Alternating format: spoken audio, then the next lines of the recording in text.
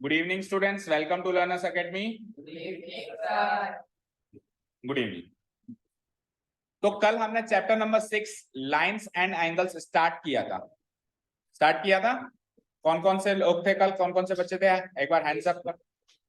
नहीं, कल तो टेस्ट था, सॉरी, परसों ने लाइंस एंड एंगल स्टार्ट किया था, तो मैक्सिमम स्टूडेंट्स अवेलेबल थे, कुछ एक स्टूडेंट्स नहीं थे। चलो ठीक है। आपका नाम क्या है? और प्रियांशु कौन है? आप रिया के भाई हो? आप खास भाई, मतलब रियल ब्रदर्स एंड सिस्टर? चलिए देखो, intersecting lines and non intersecting lines. तो हमने जो लास्ट क्लास में सीखा लाइंस एंड एंगल्स के बारे में, उसको आगे बढ़ाने की बारी है। ओके, लाइंस एंड एंगल्स के बारे में हमने क्या सीखा अभी तक, एक बार फटाफट से रिकॉल करते हैं। लाइन क्या होती है? एक ऐसा वन डायमेंशन का फिगर होता है। वन डायमेंशन का फिगर मतलब जिसमें एक ही डायमेंशन होता है। इट मींस लंबाई। भाई लाइन की केवल लंबाई होती है, कभी उसकी चौड़ाई नहीं होती, कभी उसका और कोई डायमेंशन नहीं होता। तो लाइन एक वन डायमेंशनल फिगर है, उसमें एक ही डायमेंशन होता है। वो डायमेंशन क्या होता है? उसकी लंबाई। ठीक है। लाइन क्या होता है? जिसका कोई अंत नहीं होता, जिसके कोई एंड पॉइंट्स नहीं होते। इस साइड भी वो चलती जाती है, इस साइड भी चलती जाती है। उस लाइन में से अगर हम एक टुकड़ा तोड़ देते हैं तो टुकड़े को बोलते हैं सेगमेंट। टुकड़े को क्या बोलते हैं? सेगमेंट। तो लाइन में से सेगमेंट टूटा तो बन गया लाइन सेगमेंट। क्या बन गया? तो लाइन सेगमेंट के दो फिक्स पॉइंट्स होते हैं। लाइन का कोई फिक्स एंड पॉइंट्स नहीं होता, लेकिन लाइन सेगमेंट का दो एंड पॉइंट्स होते हैं। देन हमने तीसरी चीज सीखी थी, रे। क्या सीखी थी? रे क्या होती है? जिसका एक तो एंड पॉइंट होता है लेकिन दूसरा इनफाइनाइट होता है। देखो, लाइन में दोनों इनफाइनाइट, लाइन सेगमेंट में दो एंड पॉइंट्स, और रे में क्या होता है? केवल और केवल एक एंड पॉइंट होता है और बाकी दूसरा एंड पॉइंट नहीं होता, दूसरी साइड वो चलता ही जाता है। ये हाँ, रे बोले तो किरण। नहीं थे आप लास्ट क्लास में? तो you should watch the video first. ठीक है, अभी ज्यादा डिटेल में नहीं बता पाएंगे। अब आप किसी दिन कोई बच्चा नहीं आ रहा, किसी दिन कोई बच्चा नहीं आ रहा, आप सीरियस हो ही नहीं बिल्कुल भी अपनी पढ़ाई के बारे में। इस बार का क्लास 9th का बैच बिल्कुल, क्या कहूं, शब्द नहीं है मेरे पास, बिल्कुल नॉन सीरियस, बिल्कुल इनडिसिप्लिन। आपको बिल्कुल टेंशन नहीं अपनी पढ़ाई में, एक्सेप्ट न्यू स्टूडेंट्स। अब न्यू स्टूडेंट्स तो अभी आए, उनके बारे में तो पता चलेगा। किसी को कहीं घूमने की लगी हुई है, तो किसी को पता नहीं क्या, पता नहीं कहाँ कहाँ लगे हुए। ठीक है, आपकी मर्जी है। हम तो हमारा कोर्स चलाएंगे, 6 चैप्टर पे आ गए, चलता जाएगा। हमारे पता भी नहीं चलेगा आपको कब कोर्स खत्म हो गया। At the end of the day फिर आप कहोगे कि सर हमको तो कुछ ही नहीं आया। आएगा भी कैसे? आप आओगे तो आपको आएगा, आप घर बैठोगे तो ये भी घर ही रहेगा। ठीक है, तो कभी भी एब्सेंट रहते हो तो आपको वीडियो मिलती है, रिकॉर्डिंग मिलती है। मिली थी आपको भी? तो देखी थी उसको? वो भी नहीं करनी, तो फिर आप अगली क्लास में क्वेश्चन पूछने के हकदार नहीं हो। ना क्लास में आओ, ना आप रिकॉर्डिंग देखो, और अगली क्लास में आके आप पिछली क्लास का पूछो, तो कितने बच्चों को बता पाएंगे? फिर तो कोर्स ही आगे नहीं बढ़ेगा। हाँ, आपने वीडियो देखी और उसमें कोई डाउट रह गया, वो आप पूछोगे सर मैंने वो वीडियो देखी थी, उसमें मुझे ये बात समझ में नहीं आई, वो तो फिर भी बनता है। ठीक है, तो 3 चीजें क्या सीखी थी हमने? लाइन सेगमेंट और रे। लाइन सेगमेंट, अब पूरा रिवाइज करवा देता हूं, देख लो। लाइन सेगमेंट और रे। लाइन क्या होती है? जो दोनों साइड्स उसका एंड पॉइंट नहीं होता, इधर भी कोई एंड पॉइंट नहीं है, इधर भी कोई एंड पॉइंट नहीं है। एरो का मतलब होता है वो चलती जा रही है, इधर भी चलती जा रही है, इधर भी चलती जा रही है। लाइन सेगमेंट क्या होता है? जिसके दो एंड पॉइंट्स फिक्स होते हैं। ये भी फिक्स है, जैसे इसको ए बोल दो और इसको बी बोल दो, ये फिक्स है। ठीक है, और रे क्या होती है? जिसका एक एंड पॉइंट तो फिक्स है और दूसरा एंड पॉइंट फिक्स नहीं है, वो चलता जा रहा है, वो चलता ही जा रहा है। एक साइड तो डॉट वाला निशान आएगा, एक साइड एरो आएगा। जैसे किरण, रे का मतलब क्या होता है? किरण। जैसे सन रेज होती है, सन रेज का जहां से वो पैदा हो रही है वो तो फिक्स है, सन से पैदा हो रही है, लेकिन कहां जा रही है वो पूरे ब्रह्मांड में अनंत रूप से बिखर रही है, तो उसका एंड पॉइंट फिक्स नहीं है कहां जा रही है, लेकिन ओरिजिन पॉइंट तो फिक्स है ना, कहां से निकली है, तो उसको अपन क्या बोलते हैं? रे। ठीक है, ये लाइन सेगमेंट और रे लाइन में से ही निकल के आते हैं एक्चुअली। सपोज करो इस लाइन में से अगर मैंने यहां से लेकर यहां तक तोड़ दिया, एक सेगमेंट तोड़ दिया, तो सपोज करो ये ए और बी है, तो ये ए बी लाइन सेगमेंट हो जाएगी? नहीं जाएगी? एक चाकू यहां से लिया, एक पॉइंट यहां से काट दिया, एक पॉइंट यहां से काट दिया, तो अब जो उसका सेगमेंट मिला, सेगमेंट मतलब टुकड़ा मिला, उसको हम लाइन सेगमेंट कहेंगे कि नहीं कहेंगे? कहेंगे। यहां तक क्लियर है? फिर हमने सीखा था कि लाइन से एंगल्स भी बनते हैं। लाइन से क्या बनते हैं? जैसे मान लो एक लाइन यहां से जा रही है, एक लाइन यहां से जा रही है, ठीक है, तो इन दोनों के बीच का जो ये इंक्लिनेशन होगा इसको हम एंगल बोलते हैं। इसको एंगल बोलते हैं। एंगल को हम किस में नापते हैं? डिग्रीज में, जैसे 30 डिग्री, 60 डिग्री, 70 डिग्री, 50 डिग्री, इसमें नापते हैं हम एंगल्स को। ये भी हमने सीखा। और फिर लास्ट टॉपिक जो हमने पिछली क्लास में सीखा, वो सीखा था कोलिनियर पॉइंट्स के बारे में। किसके बारे में? अब जो जो क्लास में थे वो बता सकते हैं कोलिनियर पॉइंट्स क्या होते हैं? बोलो। लाए करें, जो पॉइंट्स एक ही लाइन पर लाए करें, जो पॉइंट्स एक ही लाइन पर लाए करें। जैसे कि ये एक लाइन है और मान लो इससे जुड़ती हुई एक और ये लाइन। अब मान लो मैंने कुछ पॉइंट्स यहाँ पे मार्क किए, ए, बी, सी, इसको ले लो डी, इसको ले लो ई, इसको ले लो एफ। तो देखो अब ए बी सी डी चारों एक ही लाइन पर है, तो इन चारों को कह सकता हूं ये कोलिनियर है। क्या है ये? जो एक ही लाइन पर लाया करे। देखो को मतलब साथ में और लाइन मतलब लाइन पे, इसीलिए इसके अंदर का मीनिंग छुपा हुआ है ना। को मीन साथ में और लाइन मतलब लाइन पे लाए होने वाले। तो साथ में एक ही लाइन पे लाए होने वाले पॉइंट्स क्या कहलाते हैं? Collinear point. Simply E B, E D और एफ बी कोलिनियर कहलाएंगे, क्योंकि वो इस लाइन पे लाया कर रहे हैं, वो इस लाइन पे लाया कर रहे हैं बाकी 4 पॉइंट्स, और ये 3 पॉइंट्स इस लाइन पे लाया कर रहे हैं। लेकिन अगर कोई आपसे पूछे कि मुझे बताओ बी, सी और ई, क्या ये कोलिनियर है? ये कोलिनियर नहीं है, क्योंकि बी और सी अलग लाइन पर है और ई अलग लाइन पर है।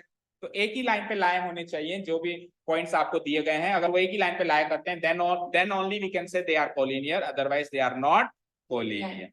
क्लियर है यहां तक? ठीक है। तो अब आज का टॉपिक है हमारा intersecting and non intersecting lines. Heading आपने नोट डाउन कर ली बेटा?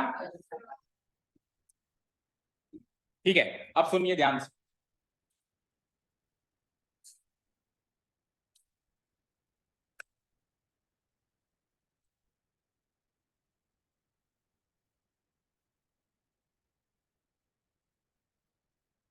तो बेटा ये एक 2D प्लेन है, ये खाली प्लेन है 2D प्लेन।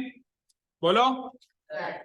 इस पे कुछ भी बहुत सारी इनफाइनाइट लाइंस हो सकती हैं, कोई कहां से जा रही है, कोई कहां से जा रही है, कोई कहां से जा रही है। तो एक बार में कोई भी 2 लाइंस के बारे में सोचो आप। बहुत सारी लाइंस हैं इसमें। इसमें क्या है? जैसे मैं 4-5 लाइंस बना देता हूँ, 4-5 लाइंस बना देता हूँ। लेट्स से मैंने एक लाइन बना दी ऐसे, मैंने दूसरी लाइन बना दी ऐसे, मैंने तीसरी लाइन बना दी लेट्स से ऐसे, मैंने चौथी लाइन बना दी ऐसे, फिर मैंने 5वीं लाइन बना दी ऐसे, और फिर मैंने 6ठी लाइन बना दी ऐसे, और एक और लाइन बना दो। ठीक है, बहुत सारी लाइंस बना दी मैंने, चेक कर पा रहे हो आप? बहुत सारी लाइंस बना दी। अब इनफाइनाइट लाइंस में से एक बार में एट ए टाइम आप कोई भी 2 लाइनें माइंड में सोचो। जैसे किसी ने ये दोनों सोच ली, जैसे किसी ने ये वाली और ये वाली। अच्छा, लाइन को अपन सिंगल लेटर से डिनोट कराते हैं, सिंगल स्मॉल लेटर से। लाइन को किससे डिनोट कराते हैं? सिंगल। तो इनके कुछ नाम रख देता हूं, इनके कुछ नाम रख देता हूं। लेट्स से इसका नाम रख दिया मैंने L, M, N, P, Q, R, S. Single small letter से लाइन का नाम रखा जाता है, लाइन सेगमेंट का नहीं। लाइन सेगमेंट का तो कैपिटल लेटर से और 2 लेटर से रखा जाता है, जैसे लाइन सेगमेंट ए बी, क्योंकि उसके 2 एंड पॉइंट्स फिक्स है ना। लाइन सेगमेंट के 2 एंड पॉइंट्स फिक्स है ना, तो उसका नाम किससे रखा जाता है? 2 लेटरों से रखा जाता है, और दोनों कैपिटल होने चाहिए, जैसे कि लाइन सेगमेंट ए बी, जैसे कि लाइन सेगमेंट पी क्यू। लेकिन लाइन का कोई एंड पॉइंट नहीं होता ना, तो उसको सिंगल स्मॉल लेटर से उसका नामकरण किया जाता है। ठीक है यहां तक? अब एक बार में मैंने किसी बच्चे को बोला कि यार कोई भी 2 लाइन सोच ले। जैसे कि मैंने आपको बोला कोई भी 2 लाइन सोचो, इसमें सोचो। सोच लिया? आप सोचो, सोच ली? आप सोचो, सोच ली? आप सोचो अवधि। इनमें से कोई भी 2 लाइन जो भी आपके माइंड में आ रही है, सोच ली? तो आप सब लोग सोचो, अपने अपने मन में कोई सी भी 2 लाइन सोच लो। एट ए टाइम 2 ही सोचनी है एक बार के लिए। तो अब आप ध्यान से सुनना जो मैं कह रहा हूं। आपने जो जो भी लाइन सोची है अपने मन में, या तो वो इंटरसेक्टिंग होगी या नॉन इंटरसेक्टिंग होगी, तीसरी तो कुछ होती नहीं। आपने 2 लाइंस जो जो भी सोची हैं, या तो किसी ने इंटरसेक्टिंग लाइंस सोची होंगी, या फिर किसी ने नॉन इंटरसेक्टिंग लाइन सोची होगी। अब आप कहोगे सर इनमें से तो इंटरसेक्ट करने का मतलब क्या होता है? भिड़ना, भिड़ंत होना। इंटरसेक्ट करने का मतलब क्या होता है? भिड़ंतना, भिड़ंत होना, या हिंदी में कहते हैं काटना, एक लाइन दूसरी लाइन को काटे। तो आप कहोगे सर इसमें तो कोई भी लाइन किसी को नहीं काट रही, तो ये तो सारी नॉन इंटरसेक्टिंग है। ऐसा नहीं है बेटा, लाइन तो इनफाइनाइट मूव करती है ना।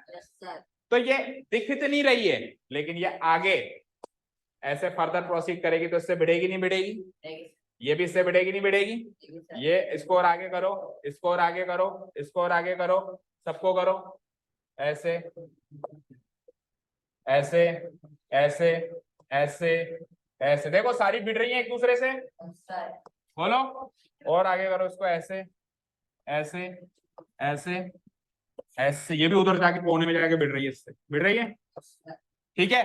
तो अब आपने जितनी भी लाइन सोची है, जिसने भी सोची है, या तो वो इंटरसेक्टिंग है या फिर नॉन इंटरसेक्टिंग है। अब पहले आप सोच रहे थे कि एक भी इंटरसेक्टिंग नहीं है, अब आप पता है क्या सोच रहे हो, सारी की सारी नहीं, अभी भी इसमें कुछ लाइंस ऐसी हैं जो नॉन इंटरसेक्टिंग है।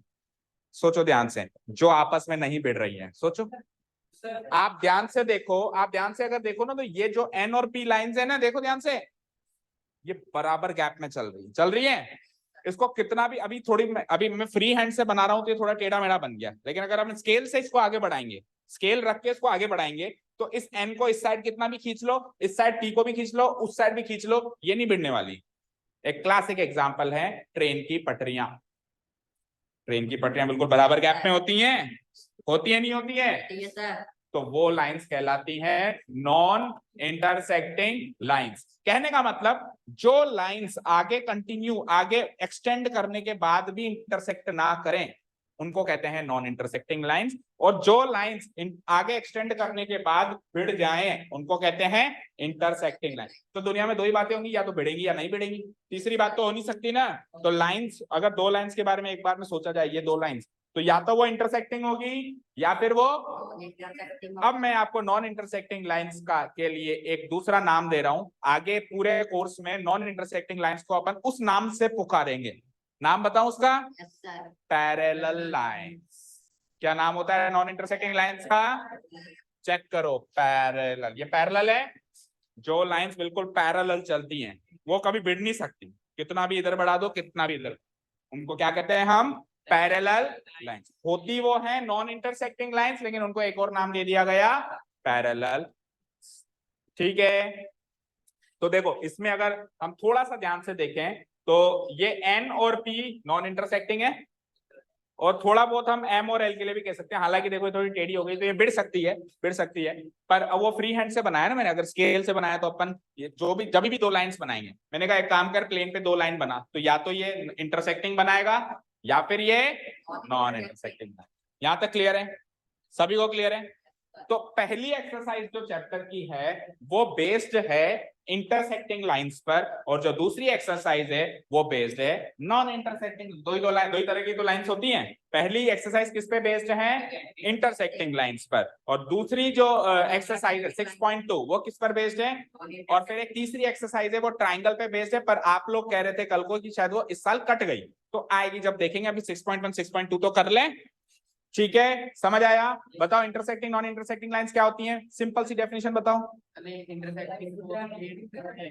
जो लाइंस इंटरसेक्ट हो जाएं एक्सटेंड करने पर, जो लाइंस आगे एक्सटेंड करने पर क्या हो जाए? इंटरसेक्ट हो जाए। और जो लाइंस आगे एक्सटेंड करने पर भी इंटरसेक्ट ना हो, वो क्या होती है? Non intersecting. दूसरा नाम क्या है उनका? Parallel lines. अच्छा, पैरेलल लाइंस की एक डेफिनेशन और हो सकती है, जिन लाइंस के बीच का डिस्टेंस हमेशा बराबर रहे। देखो यहाँ पे जितना डिस्टेंस है उतना ही डिस्टेंस यहाँ पे, उतना ही डिस्टेंस यहाँ पे, उतना ही डिस्टेंस यहाँ पे। जिन दो लाइंस के बीच की दूरी हमेशा इक्वल, एक समान रहे, वो पैरेलल मानी जाएगी। और देखो इंटरसेक्टिंग के बीच की दूरी बराबर नहीं है, ध्यान से देखो, अभी गैप ज्यादा है ना, फिर थोड़ा कम हो गया, बोलो, फिर थोड़ा कम हो गया, बोलो, फिर थोड़ा कम हो गया, फिर और कम हो गया। ऐसे करते करते करते एक पॉइंट आएगा जब गैप बिल्कुल जीरो हो जाएगा और भिड़ जाएंगी। तो जो इंटरसेक्टिंग लाइंस है उनके बीच का गैप बराबर नहीं रहता है, छोटा बड़ा होता रहता है। लेकिन जो नॉन इंटरसेक्टिंग लाइंस है, जिनको अपन पैरेलल लाइंस कहते हैं, उनके बीच का गैप हर पॉइंट पे बराबर रहता है। अभी बराबर है, 10 किलोमीटर बाद जाके देखोगे तो अभी जितना गैप है, मान लो अभी 5 फीट की दूरी है, तो 10 किलोमीटर बाद जाके देखोगे वहां पे भी 5 किलोमीटर की ही और 5 फीट की ही दूरी उन दोनों के बीच में पाई जाएगी। ये सारी बातें क्लियर है क्या? तो इंटरसेक्टिंग नॉन इंटरसेक्टिंग डेफिनेशन लिख लेते हैं हम लोग। लिखो, हेडिंग डाल रखी है आपने। कोई चीज समझ में नहीं आए तो पूछेंगे सब लोग।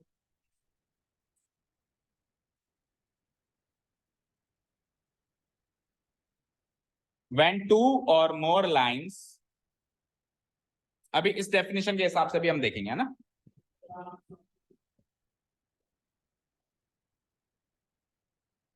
when two or more lines have one point common between them,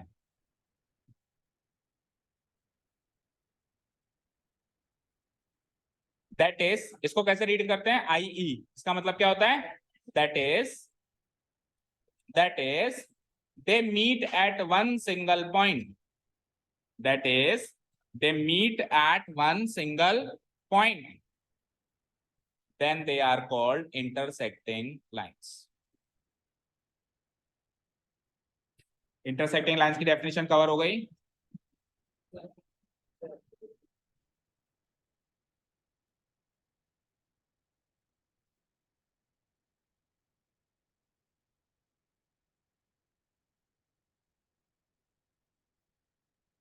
intersecting lines over, no, यहां तक हो गया सभी का नोट डाउन।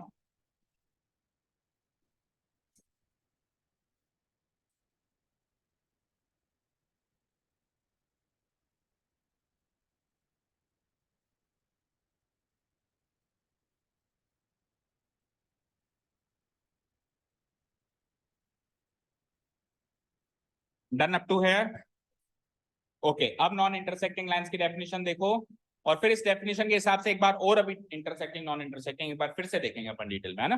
पहले लिख लो अब, when two or more lines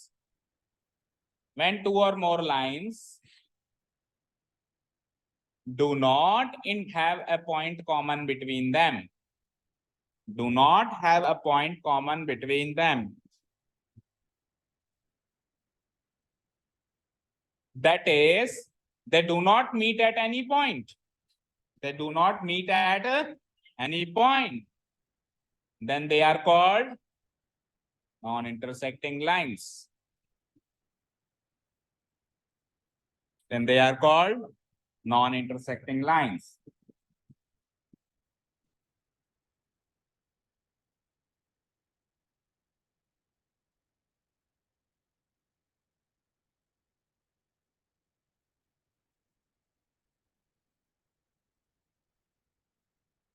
देख लिया, ओके। अब आप intersecting and non intersecting example लिख लो। देखो ये तो है इंटरसेक्टिंग लाइंस का एग्जांपल, और ये है हमारा नॉन इंटरसेक्टिंग का एग्जांपल। रफली बना लो। रफली का मतलब, जब भी मैं कहूं रफली बनाओ तो कैसे बना, रफली का मतलब क्या, रफली का मतलब ये नहीं होता कि पेन उठाया और ऐसे बना दिया, ऐसे रफली नहीं। रफली का मतलब है कोई नापचोक करने की जरूरत नहीं है, बट एटलीस्ट हमको क्लीन बनाना है, यानी स्केल रख के पेंसिल से बना। ओके, क्या करूं, हाँ देखो इधर देखो, स्क्रीन पे देखो एक बार। देखो ये तो इस लाइन का नाम है L, और ये इस लाइन का नाम है M। ये तो लाइन का नाम हो गया, और लाइन पे बहुत सारे पॉइंट्स होते हैं, तो इस लाइन L पर जो जो पॉइंट्स हैं वो हैं A O B, और इस लाइन M पर जो पॉइंट्स हैं वो हैं C O D। ठीक है, क्लियर है क्या।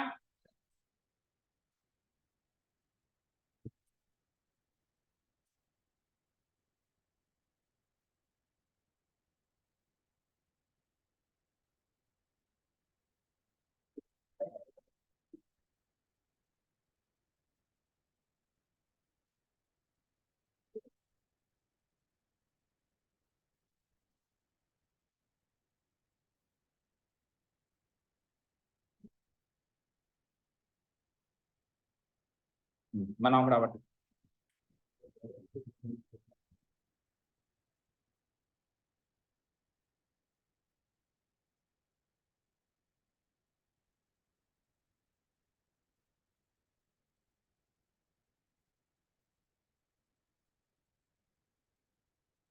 बना लिया बच्चों,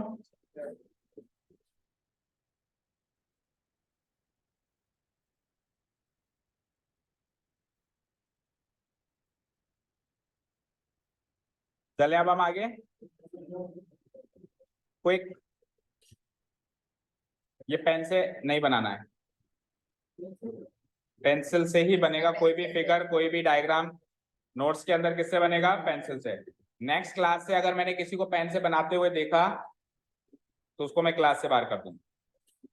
ठीक है, आप मैथ्स पढ़ने आते हो और मैथ्स में भी जैसा ही हमने लास्ट क्लास में बता दिया था कि हमारा ज्योमेट्रिक सेक्शन स्टार्ट हो गया है। सो ज्योमेट्री बॉक्स हमेशा कैरी करके चलना है। ज्योमेट्री सेक्शन में ज्योमेट्री बॉक्स बार बार काम आएगा। अपनी खुद की pencil, eraser, sharpener, scale, protractor, compass, everything. और एक आध ग्राफ शीट भी हमेशा बैग में रखनी है, कभी भी इमरजेंसी में काम आएगी। ज्योमेट्री सेक्शन में आपको ये पूरा पैक होना चाहिए हमेशा, है ना। आज लास्ट वार्निंग है ईच एंड एवरीवन, है ना। मैं पेन से अलाउ नहीं करूंगा नेक्स्ट टाइम से।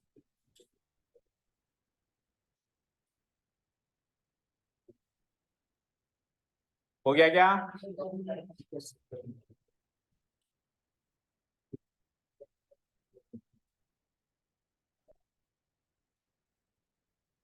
चलें देखें अब आगे आगे की कहानी। तो अभी जो अपन ने डेफिनेशन लिखी है ना, इस डेफिनेशन से वापस से इंटरसेक्टिंग नॉन इंटरसेक्टिंग लाइंस को देखना है एक बार। अभी जो डेफिनेशन देखिए, चलो हाँ जी, खड़े हो। इंटरसेक्टिंग लाइंस की डेफिनेशन क्या लिखी है बेटा, पढ़ के बताओ, थोड़ा लाउडर। ठीक है, स्टॉप। क्या कहा इसने कि when two or more lines have one point in common between them। क्या मतलब है इसका? सर आपने तो इंटरसेक्टिंग लाइंस की कुछ अलग ही परिभाषा बताई है, ये तो कुछ अलग ही पॉइंट कॉमन कह रहा है। ये तो इंटरसेक्टिंग लाइंस की परिभाषा आपने बताई नहीं, ये भी बताओ। बताओ। अब सुना, इधर देखो स्क्रीन पे, मैं एक लाइन खींच रहा हूं, देखना यहाँ पे।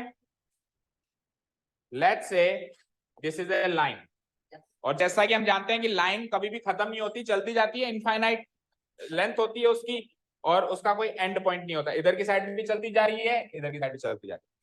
ठीक है। अच्छा, लाइन किससे बनती है? इंट्रोडक्टरी क्लास में बताया था, याद है किसी को? लाइन किससे बनती है? पॉइंट्स के कलेक्शन से। किससे बनती है भाई? पॉइंट 0 डायमेंशनल होता है, पॉइंट की कोई डायमेंशन नहीं होती, और लाइन 1 डायमेंशनल होती है, लाइन की एक डायमेंशन होती है, वो होती है लंबाई। तो 0 डायमेंशन के कलेक्शन से 1 डायमेंशनल फिगर बनता है, फिर 1 डायमेंशन के कलेक्शन से 2 डायमेंशनल फिगर बनता है, और 2 डायमेंशनल के कलेक्शन से 3 डायमेंशनल फिगर बनता है। तो लाइन 1 डायमेंशनल है, तो ये किसके कलेक्शन से बनी? 0 डायमेंशनल। और 0 डायमेंशनल क्या होता है? पॉइंट। तो ये बहुत सारे पॉइंट्स के कलेक्शन से बनी। बैठो, जैसे कि ये एक पॉइंट है ए, जैसे कि ये पॉइंट है बी, ये है सी, ये है डी, ये है ई, ये एफ, ये जी। कितने पॉइंट्स इस लाइन पे? कितने पॉइंट्स है इस लाइन पे? इनफाइनाइट। ये तो कुछ एक मैंने लिखे हैं, इनके बीच में भी है, फिर थोड़ा सा जूम करो, उसके अंदर भी है।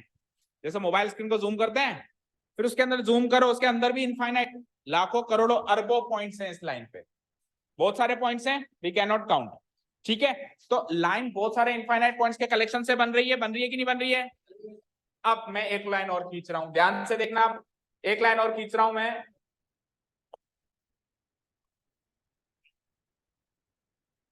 खींच दी। ये लाइन भी बहुत सारे पॉइंट्स के कलेक्शन से बनी होगी, इस पर भी कुछ पॉइंट्स मार्क कर दूं मैं। ठीक है, ये भी इनफाइनाइटली वेरी कर रही है, इस पे कुछ पॉइंट मार्क कर देता हूं। जैसे एच के बाद आ जाओ आप आई, देन जे, देन के, एल, एम। अब मुझे बताओ, ये लाइन जो है, ये दो लाइन, इन दोनों का नाम रख दूं मैं? लाइन को सिंगल लेटर से मार्क करते हैं, तो इस लाइन का नाम रख देता हूं एल, इस लाइन का नाम रख देता हूं एम। ठीक है। अब मुझे तो इतना बता दो, दो तरीके की लाइंस होती हैं, एक होती है इंटरसेक्टिंग लाइंस, एक होती है नॉन इंटरसेक्टिंग लाइंस। ये लाइंस एल और एम इंटरसेक्टिंग है या नॉन इंटरसेक्टिंग? ये तो भिड़ रही है ना, तो ये क्या है? अच्छा जी, इंटरसेक्टिंग है पक्का। मुझे बताओ, लाइन एल के पॉइंट्स कौन कौन से हैं? बोल के बताओ जो दिख रहे हैं। A B C D E F G H. Line M के पॉइंट्स कौन कौन से हैं? यार एक पॉइंट है जो दोनों में है, चेक करो। तो इंटरसेक्टिंग लाइंस में हमेशा एक सिंगल पॉइंट कॉमन पॉइंट होता है दोनों लाइंस के बीच का, और वो पॉइंट वही होता है जहां पे वो भिड़ती हैं। इंटरसेक्टिंग लाइंस में दो पॉइंट कॉमन नहीं हो सकते। मुझे ऐसी दो इंटरसेक्टिंग लाइंस बना के दिखा दो जिसमें दो पॉइंट कॉमन हो। बना ही नहीं सकते। ऐसे घुमा के थोड़ा ना, तो ऐसे तोड़ मरोड़ के दोबारा भिड़ाओगे इसको। भिड़ेगी तो एक ही पॉइंट पे भिड़ेगी। तो हमने डेफिनेशन क्या लिखी उसकी, उसने जो पढ़ी जब दो या दो से ज्यादा लाइंस भी हो सकती है, मान लो तीसरी लाइन भी तो हो सकती है, देखो तीसरी लाइन ये लो,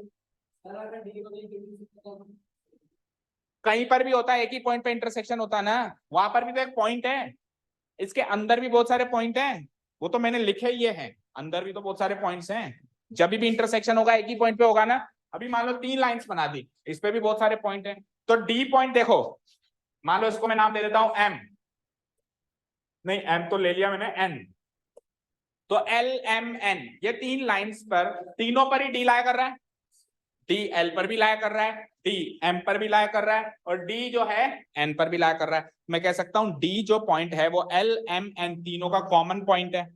कॉमन समझते हो, जो तेरे में भी है मेरे में, कहते हैं ना यार तेरे मेरे ये कॉमन आदत है, कॉमन आदत मतलब तुझ में भी आदत है और मुझ में भी आदत है। सो एल एम एन पे बहुत सारे एल के अपने पॉइंट्स हैं, एम के अपने पॉइंट्स हैं, एन के अपने पॉइंट्स हैं, लेकिन तीनों में एक पॉइंट कॉमन है या नहीं है? सो इंटरसेक्टिंग लाइंस की डेफिनेशन क्या हो गई, जब दो या दो से ज्यादा लाइंस के बीच में एक सिंगल पॉइंट कॉमन हो तो वो सारी लाइंस इंटरसेक्टिंग लाइंस कहलाती हैं। देखो डेफिनेशन मैं नहीं कह रहा हूं, हमने लिखी है अभी अभी, फिर से पढ़ो। When two or more lines have one point, केवल single point common between them, उनके बीच में एक कॉमन पॉइंट होगा।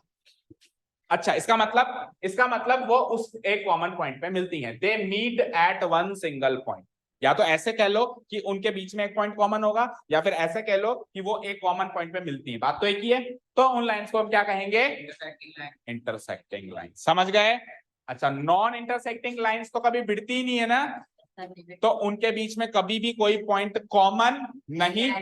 जैसे कि यहाँ पे देखो, ये पी लाइन है और ये क्यू लाइन है, पी लाइन के पॉइंट्स हैं एबीसी, क्यू लाइन के पॉइंट्स हैं डीई एफ। क्या ए इस पे आ रहा है? क्या ई उस पे जा रहा है? क्या एफ इस पे आ रहा है? क्या सी डी इस पे आ रहा है? क्या डी उस पे जा रहा है? नहीं, इसके अपने पॉइंट्स, इसके अपने पॉइंट्स, कोई भी कॉमन पॉइंट नहीं है। तो आज से इंटरसेक्टिंग नॉन इंटरसेक्टिंग की एक मैथमेटिकल जो स्टैंडर्ड डेफिनेशन है वो ये बन गई, जिन लाइंस के बीच में एक पॉइंट कॉमन है वो इंटरसेक्टिंग, जिन लाइंस के बीच में एक भी पॉइंट कॉमन नहीं है वो नॉन इंटरसेक्टिंग। इसके अलावा दुनिया में दूसरी चीज हो ही नहीं सकती। समझ आया? जो डेफिनेशन लिखी वो भी क्लियर है? ये इंटरसेक्टिंग है, इसमें ओ पॉइंट कॉमन है, ये नॉन इंटरसेक्टिंग है, इसमें कोई भी पॉइंट कॉमन। ये फिगर बना लिया, इसके नीचे हमको लिखना है इन फिगर्स का डिस्क्रिप्शन देते हैं हम। Here lines L and M intersect at the point O, लिखो बैठ जाओ।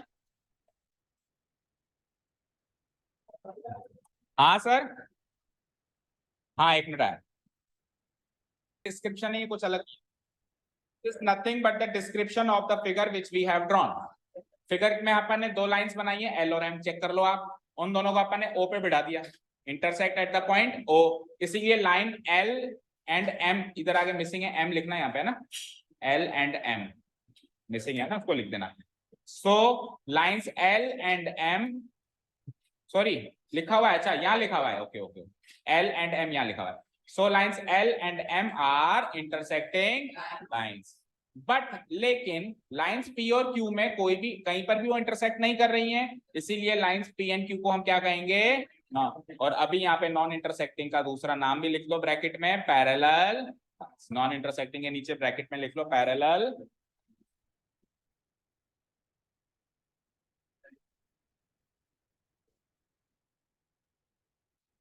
तो अभी तो सबको intersecting and non intersecting clear है।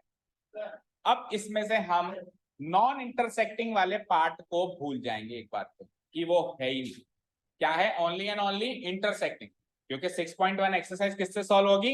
इंटरसेक्टिंग लाइंस के कॉन्सेप्ट से। 6.2 किससे सॉल्व होगी? नॉन। तो वो जब आएगा तब की तब देखेंगे, अभी अपन किसकी बात करेंगे? Only and only intersecting lines. ठीक है? हार्दिक एंड रौनक, क्या प्रॉब्लम है? क्या कहा अभी मैंने 2 मिनट पहले?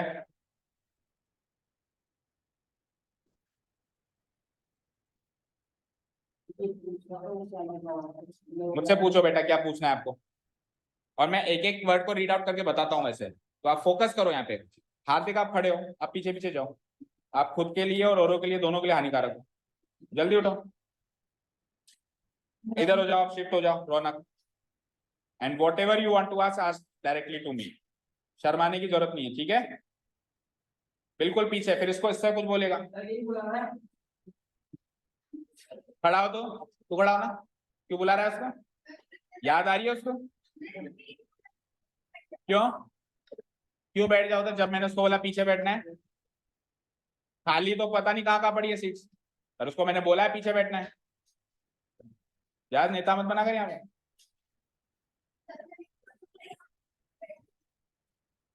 हाँ चलिए स्टार्ट करूं अब आगे की कहानी। यहां तक हो गया सबका note down? So next heading note down करो आप, adjacent angles and vertically opposite. केवल हेडिंग नोट डाउन करो और अपन बात करते हैं सेटिंग के बारे में, ये क्या चीज है। Just note down the heading only, adjacent angles and vertically opposite angles. Adjacent angles and vertically opposite angles, note करो। हो गया? क्यों? एक बेंच आगे तेरे को दिखने लग जाएगा और एक बेंच पीछे में देखो प्रॉब्लम है।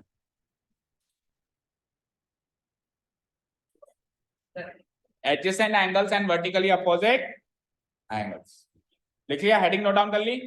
तुम दोनों भी बहुत मुस्कुरा रहे हो।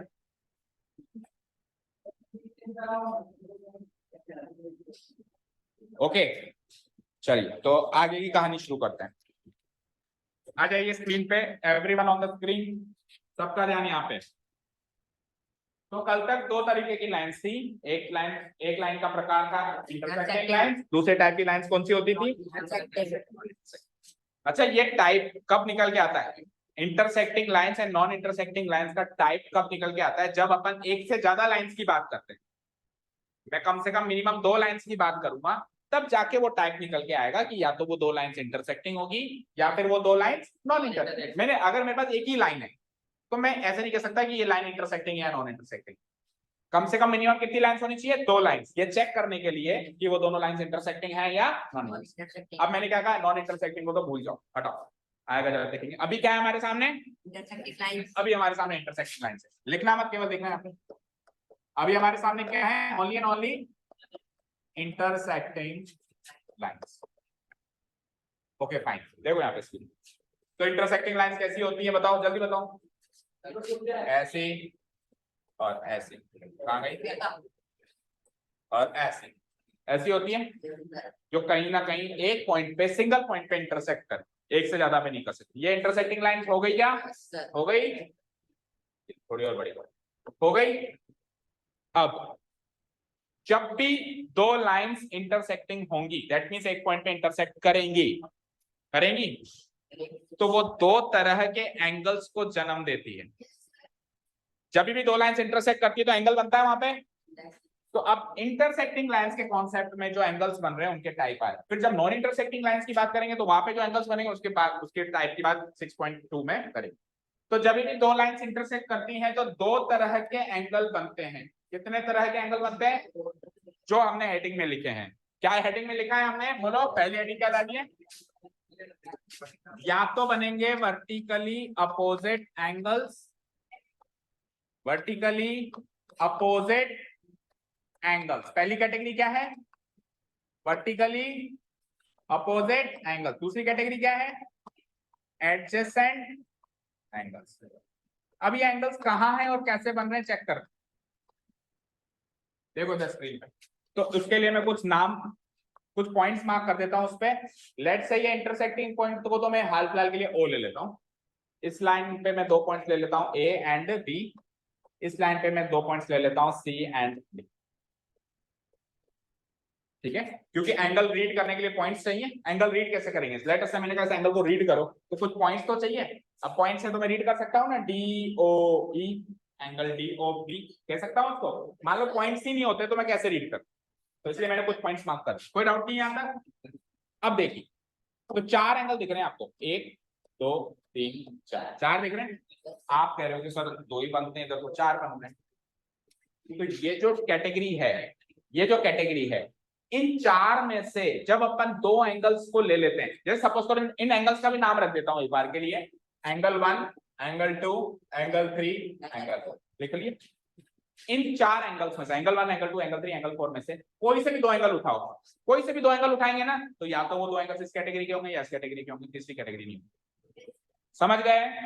एंगल्स तो चार हैं लेकिन कैटेगरी दो हैं। जब इन चार में से दो एंगल्स को हम उठा के और सोचेंगे कि ये दोनों एंगल्स आपस में कैसे एंगल्स हैं, तो या तो वो वर्टिकली अपोजिट एंगल्स होंगे या फिर वो कैसे होंगे। अब देखो वर्टिकली अपोजिट एंगल्स तो ये होंगे, कौन से, जो आमने सामने दिख रहे हैं 1 and 3, ये दोनों हैं वर्टिकली अपोजिट एंगल, और 2 and 4 ये दोनों भी हैं वर्टिकली अपोजिट। तो दो पेयर तो बनेंगे वर्टिकली अपोजिट एंगल्स के। किस किस के बने वर्टिकली अपोजिट एंगल्स के पेयर, बताओ दो। एक तो एंगल 1 एंड एंगल 3, दूसरा ये पहला पेयर बना, दूसरा पेयर कौन सा बना, बोलो यहाँ तो कोई डाउट। दो पेयर किसके बनेंगे, वर्टिकली अपोजिट एंगल्स के बन गए। और दो ही पेयर किसके बनेंगे, नहीं दो पेयर नहीं बनेंगे, 4 पेयर बनेंगे एडजेसेंट एंगल्स के। कितने पेयर बनेंगे, मतलब कैटेगरी दो हैं, लेकिन इस कैटेगरी में 2 पेयर बन रहे हैं, इस कैटेगरी में 4 पेयर बनेंगे। अब एडजेसेंट एंगल्स कैसे होंगे देखना, इसको मैं एक बार के लिए थोड़ा सा डिलीट करता हूँ, वापस से लिखते हैं 1 2 3 4। बताओ 1 2 3 4 कहाँ थे, ये था 1, ये वाला था क्या 1, it was 2, it was 3 and it was. अब एडजेसेंट एंगल्स वो एंगल्स होते हैं जो एक ही लाइन पर होते हैं। क्या कहा मैंने, तो आप ध्यान से देखो, ध्यान से देखो, अगर मैं एंगल 1 एंड एंगल 4 का कॉम्बिनेशन बनाऊं तो ये दोनों एंगल एक ही लाइन पे आ रहे हैं, चेक करो इसी लाइन पर आ रहे हैं, तो एंगल 1 एंड एंगल 4 क्या कहलाएंगे, एडजेसेंट एंगल्स का पेयर कहलाएंगे। समझ गए, समझ गए, बोलो अभी। एंगल 1 और एंगल 4 को सोचो, एंगल 4 एंगल 1, ऐसे मान लो कि इन दोनों को अगर मिला दूं तो आधा सूरज कंप्लीट हो जाए, 180 डिग्री कंप्लीट हो जाए। तो उन दोनों एंगल्स के पेयर को क्या कहते हैं, एडजेसेंट एंगल्स का पेयर। तो बोलो पहला पेयर किसका मिला, 1 and 4 का, बोलो पहला पेयर किसका मिला, एंगल 1 एंड एंगल 4। दूसरा सोचो, देखो 1 and 2 भी एडजेसेंट एंगल्स बना रहे हैं क्योंकि ये इस वाली लाइन पर आ रहे हैं, तो दूसरा पेयर किसका मिला बताओ, एंगल 1 एंड एंगल। तीसरा पेयर बोलो एंगल 2 एंड एंगल 3। देखो एडजेसेंट का मतलब पता है क्या होता है, साथ वाले। एडजेसेंट का मतलब हाथ पकड़ के जो खड़े हैं, तो देखो 1 and 4 हाथ पकड़ के खड़े हैं, देन 1 and 2 भी हाथ पकड़ के खड़े हैं, 2 and 3 भी हाथ पकड़ के खड़े हैं, एंड 3 and 4 भी हाथ पकड़ के। तो तीसरा पेयर बोलो एंगल 2 एंड एंगल 3, और चौथा पेयर बोलो, यहाँ तो कोई डाउट है किसी को, जब दो लाइंस एक पॉइंट पे इंटरसेक्ट करते हैं तो दो टाइप के एंगल्स बनते हैं, या तो वर्टिकली अपोजिट एंगल्स बनते हैं या एडजेसेंट एंगल्स बनते हैं। वर्टिकली अपोजिट एंगल्स के दो पेयर बने, वर्टिकली अपोजिट मतलब आमने सामने, एडजेसेंट एंगल्स मतलब साथ वाले। एडजेसेंट को हिंदी में बोलते हैं संगत, संगत एंगल, संगत मतलब साथ में संग करके बैठे हैं, यानी साथ वाले एंगल्स। ओके, तो 4 पेयर बन गए हमारे एडजेसेंट एंगल्स के और 2 पेयर बन गए हमारे वर्टिकली अपोजिट। सर ये बन तो गए, इनका क्या 4 डालें, इनका रोल क्या है, इनका इंपॉर्टेंस क्या है, ये क्यों बना रहे हैं, ऐसे क्यों सोच रहे हैं ये पेयर वर्टिकली अपोजिट है, ये पेयर एडजेसेंट एंगल्स हैं। ये हम इसलिए सोच रहे हैं क्योंकि वर्टिकली अपोजिट एंगल्स आपस में इक्वल होते हैं। तो जो एंगल 1 की वैल्यू होगी वही 3 की वैल्यू होगी, जो 2 की वैल्यू होगी वही 4 की वैल्यू होगी। समझे? सर ये भी इक्वल होते हैं क्या ना, ये सप्लीमेंट्री होते हैं। ये क्या होते हैं, ये पेयर क्या होता है, अब सप्लीमेंट्री एंगल्स क्या होते हैं पता है किसी को, जिनका सम 180 हो। अगर दो एंगल्स का जोड़ 180 है तो उन दोनों एंगल्स को बोला जाएगा सप्लीमेंट्री, और अगर सम 90 है तो बोला जाएगा कॉम्प्लीमेंट्री। सुना होगा आपने कॉम्प्लीमेंट्री सप्लीमेंट्री। तो एडजेसेंट एंगल्स का जितने भी पेयर दिख रहे हैं सारे के सारे सप्लीमेंट्री हैं। दैट मींस 1 और 4 को जोड़ दो तो भी 180 मिलेगा, चेक करो। 1 और 4 को जोड़ दे तो 180 मिलेगा। 1 और 2 को जोड़ो जरा, 1 और 2 को जोड़ो, इससे भी 180 मिलेगा। देखो जब भी आधा सूरज कंप्लीट हो जाए तो 180 मिलता है, और पूरा सर्कल कंप्लीट हो जाए तो 360 मिलता है। तो आधा सर्कल कंप्लीट हो रहा है। तीसरे पेयर पे आओ, 2 and 3 को देखो, 2 and 3 आधा सर्कल कंप्लीट हो रहा है, ये भी 180 देगा। एंड लास्ट पेयर देखो 3 and 4, 3 and 4, 3 कहां था, ये रहा 3 and 4, नहीं सॉरी 3 and 4 ये था, ये था क्या गई 3 and 4 ये था। देखो तो ये भी हमको क्या दे रहा है 180 डिग्री पे। क्लियर है क्या, क्लियर है? फिर से बताओ, जब दो लाइंस इंटरसेक्ट करेंगी, ये टॉपिक खत्म हो चुका है, कल से एक्सरसाइज स्टार्ट कर सकते हैं अपन, अगर ये टॉपिक ढंग से समझ में आ गया हो तो। रिवाइज करो एक बार फिर से। जब दो लाइंस इंटरसेक्ट करती हैं, यानी कि इंटरसेक्टिंग लाइंस होती हैं, तो 4 एंगल्स बनते हैं मानते हैं, लेकिन उन 4 एंगल्स को 2 कैटेगरीज में डिवाइड किया जा सकता है। पहली category second category vertically opposite angles क्या होते हैं? आमने सामने, आमने सामने, वर्टिकली अपोजिट, अपोजिट का मतलब होता है साथ, ठीक है। Second category adjacent, adjacent angles का मतलब साथ वाले एंगल्स, हाथ पकड़ के खड़े। वर्टिकली अपोजिट एंगल्स के कितने पेयर बनेंगे? दो ही पेयर बनेंगे, एक ये आमने सामने, एक ये आमने सामने, तीसरा कोई पेयर बनेगा क्या? एडजेसेंट एंगल्स के कितने पेयर बनेंगे? 4, या तो 1 के साथ 2, या 2 के साथ 3, या 3 के साथ 4, या फिर 4 के साथ वापस 1। समझ आया? क्लियर है? अब वर्टिकली अपोजिट एंगल्स आपस में क्या होते हैं? इक्वल, जबकि एडजेसेंट एंगल्स आपस में क्या होते हैं? सब। नॉट इक्वल नहीं कहेंगे उसको, कहेंगे इक्वल। होंगे नहीं होंगे हमको सोचना नहीं है, होते क्या है वो सोचो। वो क्या होते हैं? सप्लीमेंट्री होते हैं। दैट मींस उन दोनों का जोड़ क्या आएगा? हमेशा 180 डिग्री आएगा। यहां तक सारी बातें क्लियर है क्या? अब देखो एक बड़ा ही इंटरेस्टिंग सा फैक्ट देखो, अगर इन 4 एंगल में से कोई भी एक एंगल मुझे पता है तो बाकी 3 भी पता कर सकते हैं। कैसे? अगर इन 4 एंगल में से, अगर इन 4 एंगल में से कोई भी एक एंगल मुझे पता है, लेट्स से मुझे ये पता है कि ये 60 डिग्री, मुझे पता है कि ये 60 डिग्री है, तो उसके सामने वाला भी 60 डिग्री है। वर्टिकली अपोजिट एंगल का फंडा लगा दूंगा मैं। वर्टिकली अपोजिट एंगल क्या कहता है कि आमने सामने वाले एंगल बराबर होते हैं, तो इसके सामने वाला एंगल ये भी बराबर 60 डिग्री हो जाएगा, हो जाएगा। अब सर ये दोनों तो पता कर लिए, दोनों कैसे पता करोगे? तो सुनो, एडजेसेंट एंगल्स का जोड़ क्या होता है? 180। एडजेसेंट एंगल्स का जोड़ क्या होता है? 180। तो आप इस 60 के साथ कोई सा भी ले लो, ये वाला ले लो या वो वाला ले लो। तो अगर इन दोनों का जोड़ 180 है तो 60 वो ले गया, तो इसके पाती में 120 आएगा।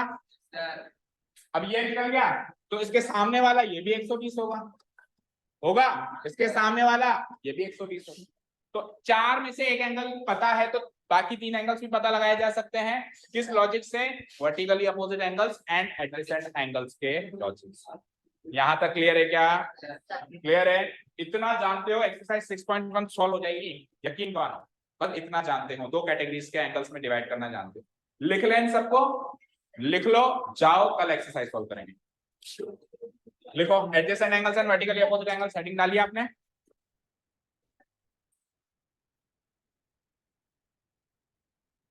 When 2 lines intersect at a point,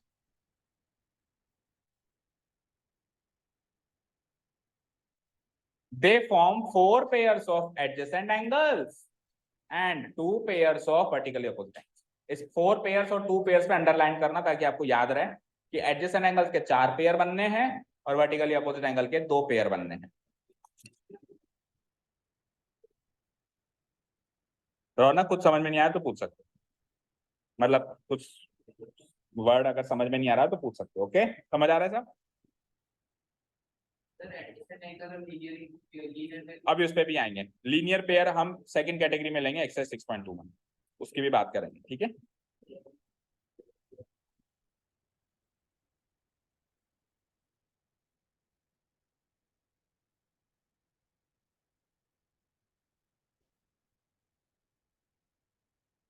लिख लिया बेटा? They form 4 pairs of adjacent angles and 2 pairs of vertical angles. अब देखो यहाँ पे एक और लाइन लिखी हुई है कि एडजेसेंट एंगल्स को हम लीनियर पेयर भी कहते हैं, पर थोड़ा सा स्लाइट डिफरेंस है, वो भी बताते हैं, एक बार लिख लो। इसमें एडजेसेंट एंगल्स का दूसरा नाम भी बता दिया, क्या नाम है दूसरा? Linear pair. इसका नाम लीनियर पेयर कैसे पड़ा वो भी देखते हैं। The pair of 2 adjacent angles is also termed as linear pair.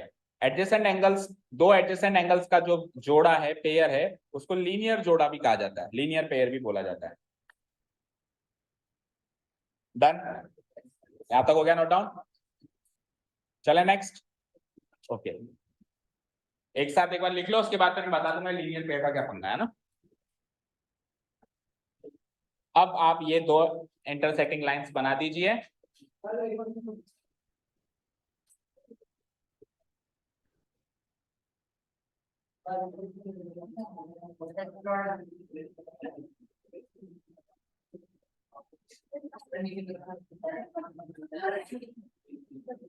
और ऊपर करूं? डिसाइड कर ले। ओके,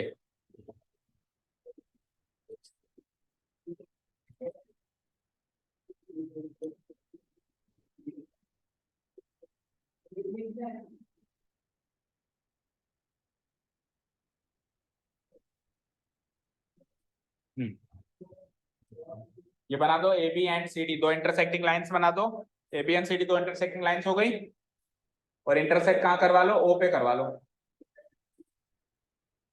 करवा लिया ओ पे इंटरसेक्ट, और इस तरीके से चार एंगल बना दो,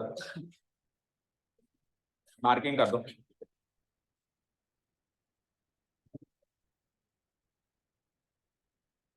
क्यों हंसी आ रही है इतनी आप दोनों? ऐसे क्या मिल गया आपको? ये हाथ में क्या है? काय का पेज क्या लिखा हुआ है ऐसा? तो क्यों लेके लेके बैठा है उसने? पंडित ने बोला था कि एक पेज, एक हाथ में पेज लेंगे तो अच्छा शुभ दिन जाता है।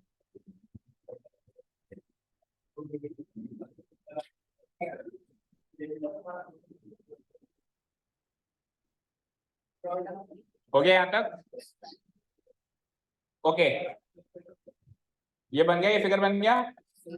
Okay, now vertically opposite angles कौन कौन से होंगे इसमें से? चलो देखो, पिछले जब अपन एग्जांपल दे रहे थे तो अपन इसका नाम रख दिया था 1 2 3 4, लेकिन हमेशा एग्जाम में क्वेश्चंस में नाम रखा हुआ नहीं मिलेगा आपको। अपने को एंगल को बोलना पुकारना आना चाहिए। तो लेट्स से ये एंगल 1 है, इसको कैसे पुकारूंगा? ए ओ डी। कैसे पुकारूंगा एंगल 1 को? बोलो ए ओ, एंगल ए ओ डी। या फिर उल्टा भी कह सकता हूं, डी ओ ए। बोलो एंगल 2 को कैसे पुकारोगे? डी ओ बी या फिर बी ओ डी। ठीक है, आप देखो ऐसे देखा करो, देखो आप कैसे देखा करो, ये जो एंगल आपने बनाया ये कहां जाके रुका? एक सिरा यहाँ जाके रुका, एक सिरा यहाँ जाके रुका। तो ये वाला पॉइंट किस लाइन पर है? ओडी पर। वो वाला पॉइंट किस लाइन पर है? ओ ए पर। तो ओडी और ओ ए के कॉम्बिनेशन पे क्या बनेगा? ओडी या फिर डी। जहां पे एंगल बन रहा हो उस लेटर को सेंटर में बोलना है। जहां पे एंगल बन रहा है, जैसे ओ पे बन रहा है ना, तो ओ को सेंटर में बोलना है, बी ओ डी या फिर डी ओ बी।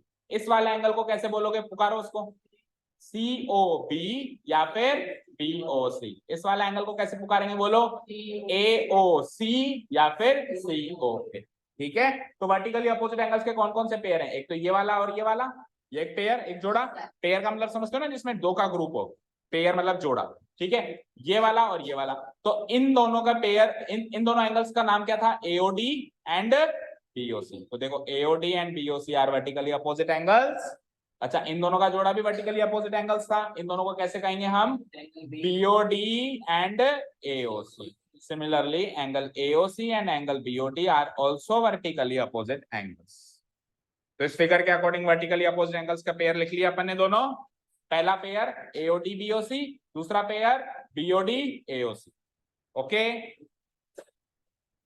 अब एडजेसेंट एंगल्स के चार पेयर लिखो। ठीक है, और नोट डाल के लिखो कि वर्टिकली अपोजिट एंगल्स आपस में इक्वल होते हैं, यानी कि एओडी और बीओसी का पेयर बना था ना। बोलो पहला पेयर किसका बना था? एओडी और बीओसी का। चेक करो, तो एओडी बराबर बीओसी हो जाएगा। दूसरा पेयर किसका बना था? एओसी एंड बीओडी का, तो एओसी बराबर बीओडी हो जाएगा।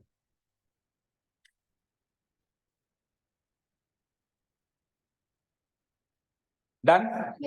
एडजेसेंट एंगल्स के चार पेयर लिखो फटाफट, अपने आप लिखो, फिर मैच करते हैं। काई की कॉपी है?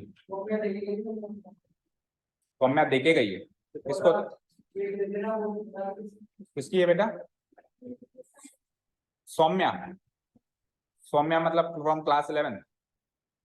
वो आपकी साइंस की कॉपी क्या करेगी?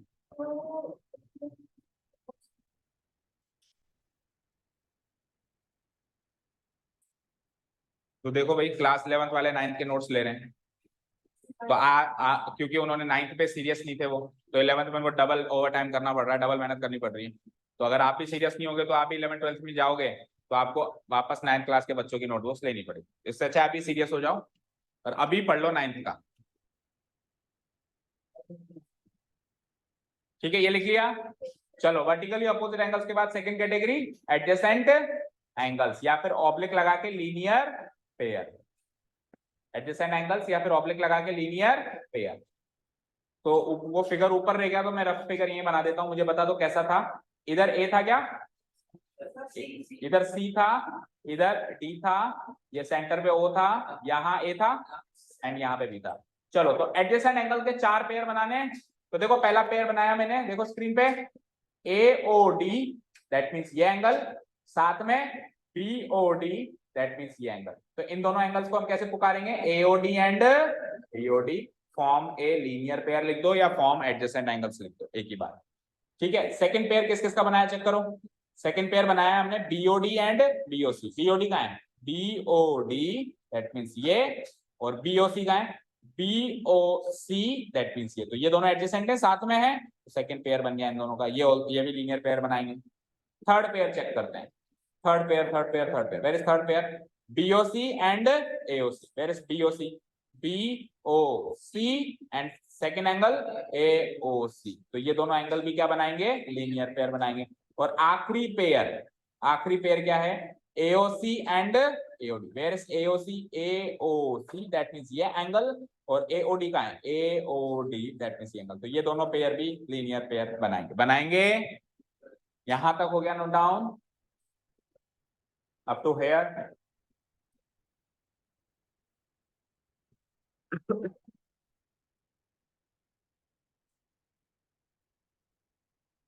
हो गया यहां तक।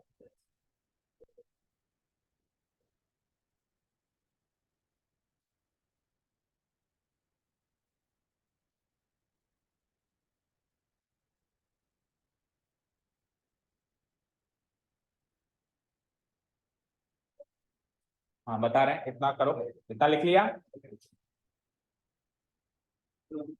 हाँ नोट लिखना है, पर पहले इतना लिख लिया क्या। अब वर्टिकली अपोजिट एंगल्स के लिए क्या नोट लिखा था कि वो दोनों इक्वल होते हैं। उसमें वर्टिकली अपोजिट एंगल्स वाले पेयर में जो भी दो एंगल शामिल हैं वो दोनों एंगल एक दूसरे से बराबर होंगे। एडजेसेंट एंगल्स या लीनियर पेयर वाले पेयर के अंदर जो दो एंगल शामिल होते हैं वो इक्वल नहीं होते हैं, वो क्या होते हैं, सप्लीमेंट्री। तो नोट है, the angles included in a linear pair are supplementary. The angles included in a linear pair are supplementary. That is, चार पेयर बनाए थे तो चारों पेयर के एंगल्स ले लो। जैसे पहला पेयर था AOD और BOD, तो AOD और BOD अगर सप्लीमेंट्री होंगे तो दोनों का सम कितना आ जाएगा, 180 डिग्री। फिर सेकंड पेयर बनाया था BOD और BOC, ये भी अगर सप्लीमेंट्री होंगे तो इनका सम भी कितना आ जाएगा, 180। देन BOC एंड AOC का भी हमने पेयर बनाया था, तो इन दोनों का सम भी कितना आ जाएगा, 180। एंड चौथा पेयर हमने बनाया था AOC और AOD का, तो इन दोनों का सम भी कितना हो जाएगा, 180 डिग्री हो जाएगा।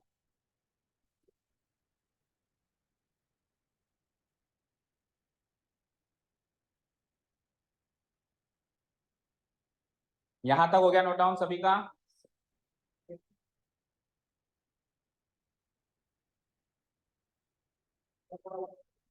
बस यहीं से लिखना है नोट, ऊपर का आप घर जाके लिखना।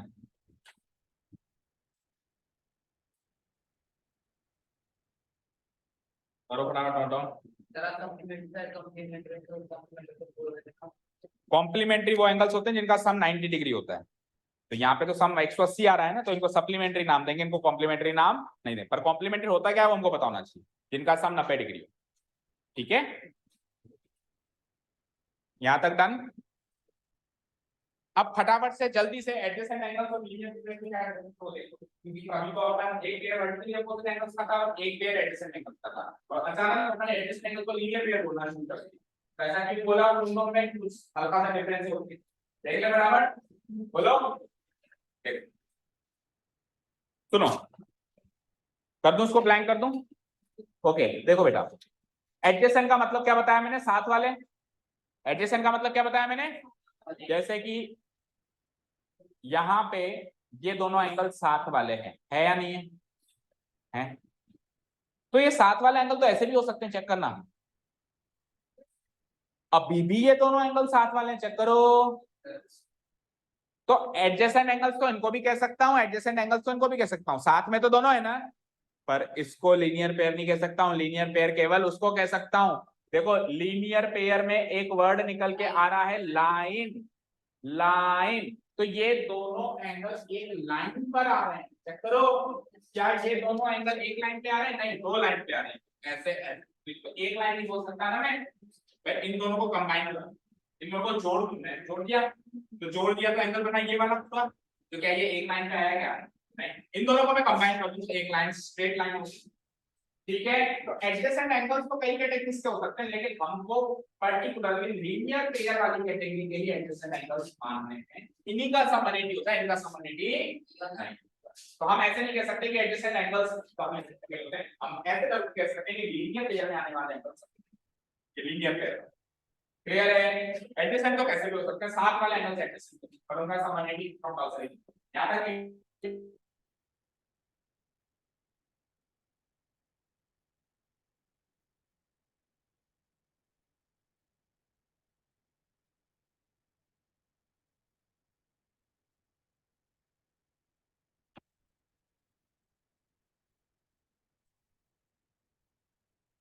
ओके, तो last topic is reflex angle. फटाफट से देखो स्क्रीन पे, देखो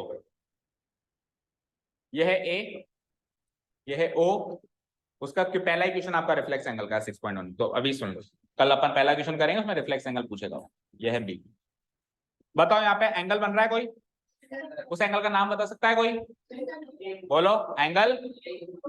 तो एंगल एओबी जो मैंने रेड मार्क किया है, यही वाला एंगल एओबी है, यस और नो, यही वाला है।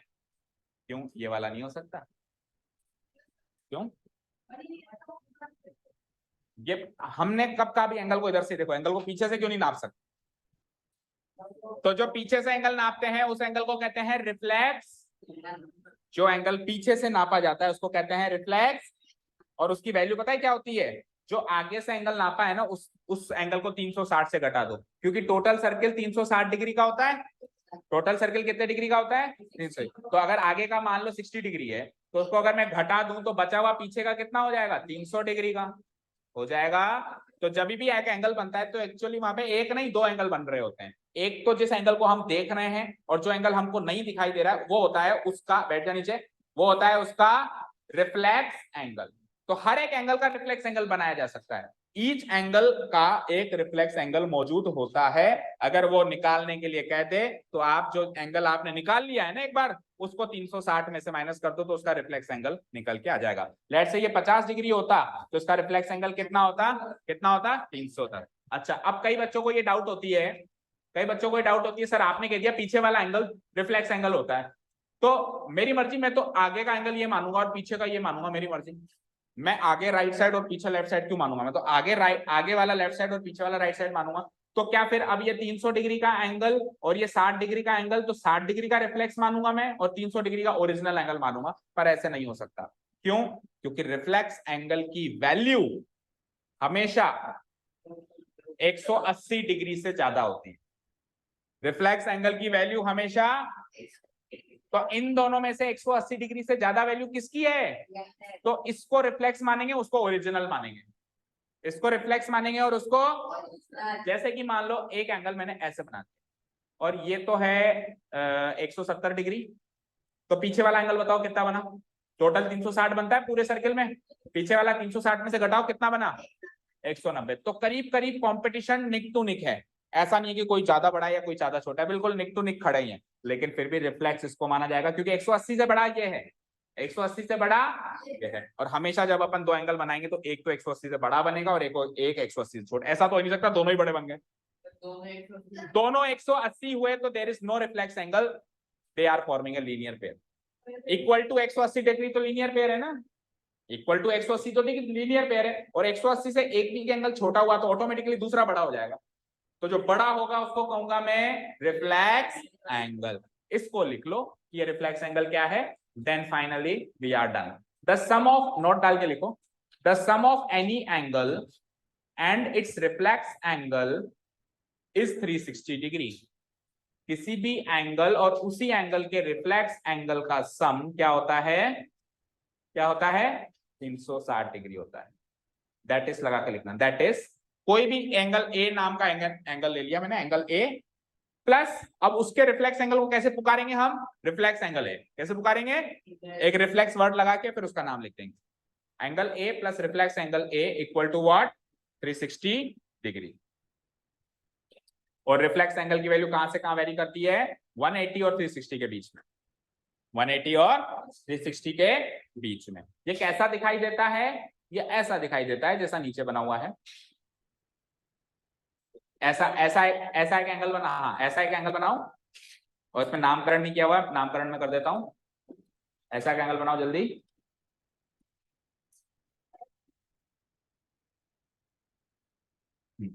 इधर लिख दो आप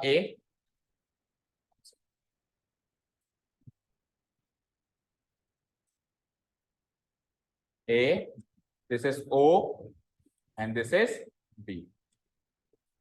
ओके, तो ये तो है ओरिजिनल एंगल, और रिफ्लेक्स एंगल का कलर चेंज कर देता हूं मैं। And this one is the reflex angle. तो इसे बना के आप नोट, इसको डिनोट करा दो कैसे।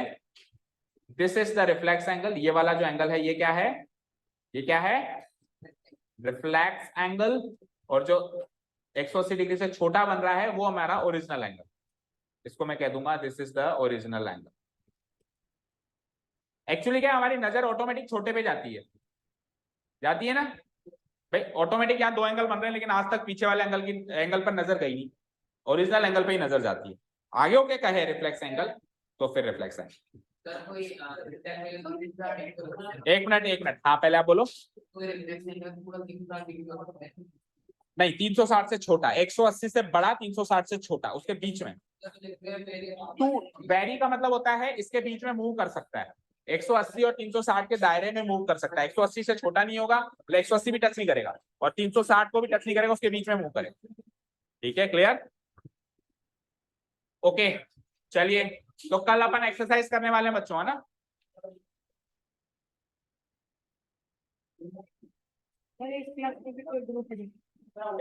Thank you so much for listening to us. Have a nice day. Keep learning. Bye.